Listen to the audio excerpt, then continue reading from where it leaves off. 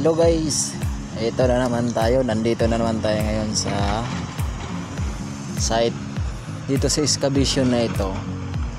May naobserbahan ako, may mga kakaibang bato dito at sa kakaibang lupa na sa tingin ko ay may mayamang natural resources. Pero hindi pa ako sure, wala kasi akong magagamit dito dati kasi nung nagmimina pa ako, ganito yung ginagawa namin. Titingnan yung lupa, titingnan yung bato, saka doon namin malalaman kung may ginto ba o wala.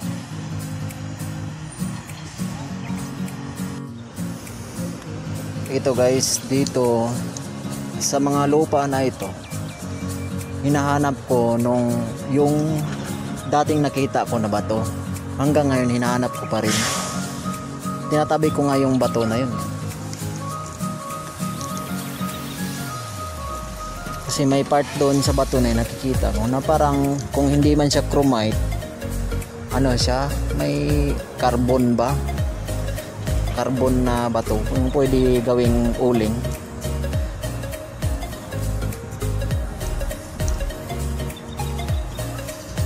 Ito lang naman, ang lupa dito adobe, yung lalim nito adobe, ito tambak lang to.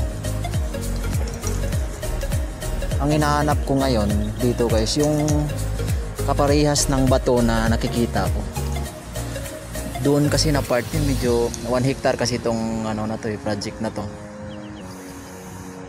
Doon banda sa unahan, doon yung bato na nakikita ko. Kaya ngayon hinahanap ko, kada ikot ko dito sa site na yun, sa site na to, hinahanap ko yung bato na yun, pero wala pa ako nakikitang kaparehas ng bato na yun. Siguro kung si utol, yung utol ko yung nakakita noon, expert kasi yun sa pagmimina. Ito natural na adobe yan. Hindi yan basta-basta nga lupa, mga yan, matibay yan, natural na adobe. May mga kakaibang hugis na dito. May bilog ako nakikita dito na bato.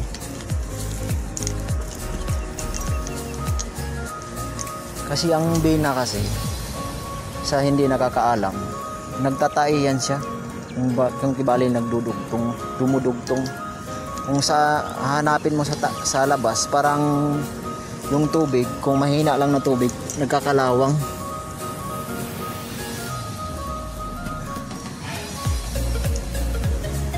Nagkakalawang yung tubig. Dati sa Mount Oro, sa Mawab, Tagum City, Davao del Norte, pati doon sa Diwalwal, doon ako natuto na magmimina. Gala tayo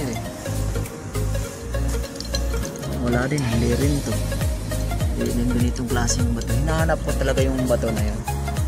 Malay natin, kahit kapiranggot lang, kapiraso lang yan, kung ilang miligram naman yan, magandang yan, magandang gift sa atin, lalo na ngayon papasko na. Ganito kasi yun, once ito bundok to, tapos ganito yung may tubig, yan yung example na kung may ginto dito banda sa bundok na to, for example lang yan itong part na to, kung may tubig man, hinang tubig lang, nagkakalawang yan, ibig sabihin na may bina siya dito. Kasi hukay dito, hukay doon, lipat-lipat yung lupa, kaya di ko malaman kung saan nila banda na hukay yun. Ganda kayang example yan kung mahanap natin yung bato na to. Ikot-ikot lang tayo, ikutan natin. Mahaba pa yun, malaking excavation. Araw-araw kada ikot ko dito, pag mag-supervise ako sa tao ko, hinahanap ko yung bato na yun. Yung naghahauling kasi sila doon sa kalsada, din sa kalsada na yun, nakikita ko dyan. Diyan may kalsada dyan, road 2. Yan sa road 2 na yan, doon ko nakita yung bato na yun. Ibig sabihin nandito rin sa site, galing yun dito sa site. Ganda pa naman dito. Yan, may hukay din dyan.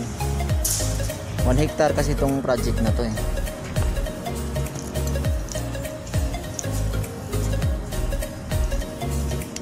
Araw-araw natin yung hahanapin.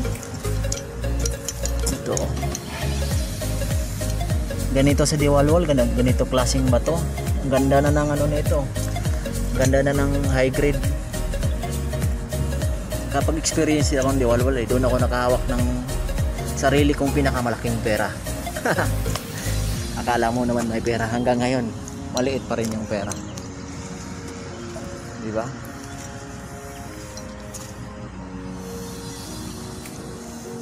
Ganda ng bundok dito. Ganda ng bundok. Baka makita tayo na may-ari ngayon yung Ionix. Hindi din bato na to.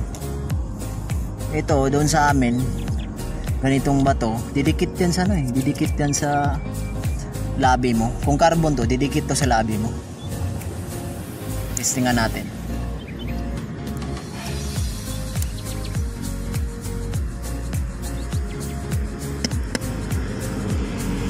Testingan natin guys. Hindi. Sa amin kasi doon sa Suminot, sa lupa doon may carbon doon. Ang bato doon halos puro carbon. Pag ilagay mo siya sa labi mo, didikit siya. Pwede nga minahin yun eh, gawing uling sa mga malaking kumpanya. Wala, pababa na tayo. Babantayan natin yung tao natin. Vloggers sa bundok.